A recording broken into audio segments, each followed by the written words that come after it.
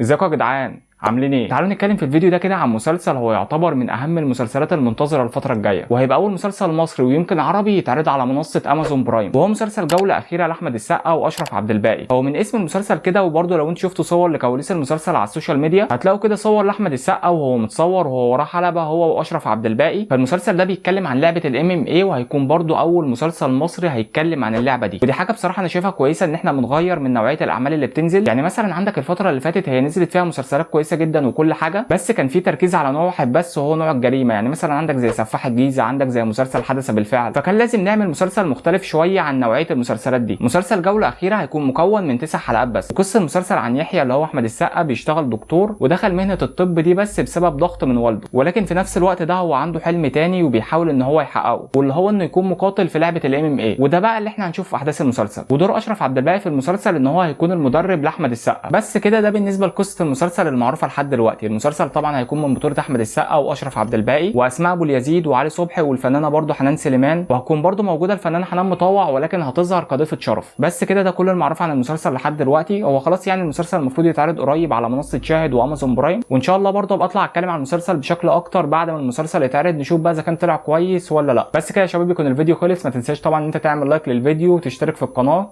ان شاء الله اشوفك الفيديو الجاي. سلام.